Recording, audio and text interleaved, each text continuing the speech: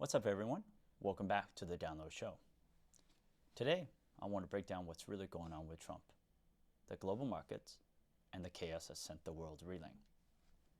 Now, if you watched my last video, you already know. I called this. I said Trump was holding, not backing down, because it's all about leverage. Well, guess what? Now that we've seen $6.6 trillion wiped off the markets, I've been totally right. This isn't a mistake. This isn't a misstep. This is a calculated play. Pressure, pain, and positioning. Just look at what his own team is saying. Agriculture Secretary Brooke Rollins went on national television and straight up confirmed it. She said this isn't about trade or tariffs. This is a national security move. It's about reshoring hundreds of thousands, even millions of jobs. It's about bringing America's industrial core back to life. And then she dropped the line. 50 countries are burning up the phone lines to the White House. That doesn't happen unless the world believes you're serious. It only happens when they're afraid that you're not going to blink. And again, I told you last video, this is the classic Trump move. Cause chaos, create fear, drive negotiation. People still think this is just about tariffs. It's not. Tariffs are just a decoy. The real goal? A fundamental reordering of the global economy. Rollins let the strategy slip. This is about reshaping the system, not tinkering at the edges. Trump wants to force foreign powers, global corporations, and supply chains to rethink everything. And the market crash? That's not a failure. That's a pressure point. Because in Trump's world, you squeeze until they tap out. And who's the biggest target of that pressure? China. Let's be clear, the maximum leverage here isn't just about Europe or Wall Street. It's about putting China in a corner. When the US sends shockwaves through global markets, who gets hit? Export-heavy economies like China. Systems that depend on US demand like China. Governments that fear internal unrest if their economy falters, like China. And now, the message to Beijing is simple.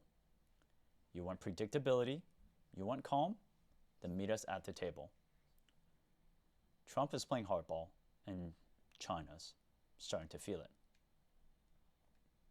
Now back to the market. 6.6 trillion gone, and people are panicking. But let me say it again. This is part of the play. The fear, the volatility, the uncertainty, that's the weapon. Trump is showing the world, and China especially, that he's willing to go all in.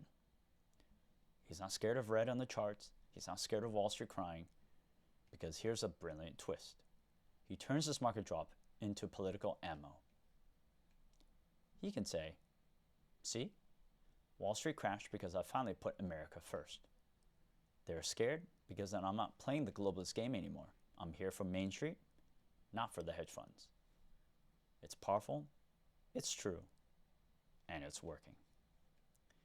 This is classic Trump, the deal maker, the same guy we've seen for decades. He knows you don't flinch first. You don't back down when things get tough. You hold until the other side cracks. And right now, the other side is cracking. China's uneasy. The EU is calling. Global leaders are spinning. Why? Because Trump's doing what no one else will. He's enduring the heat to make the world move. And if he can flip this chaos into a win, the payoff will be massive. So let's kill this myth once and for all, that Trump is just acting on instinct, that he's reckless. No, this is strategy. This is uncontrolled or controlled unpredictability. This is the same game theory used by poker players, chess masters, and war generals. Shock and awe. He's sending mixed signals. He's keeping everyone guessing. Because when your opponent doesn't know your next move, you control the board. It's not chaos, it's leverage. So let's step back. $6.6 trillion wiped out. 50 countries are calling the White House. Markets screaming. Wall Street melting. Trump still holding. And why? because he knows this is how you reset the game. He wants to break the old system, where America bends, compromises, and loses. He wants to shift the center of gravity back to the US, back to American workers, back to Main Street. So he takes a hit, so China and the rest of the world feel the pain first.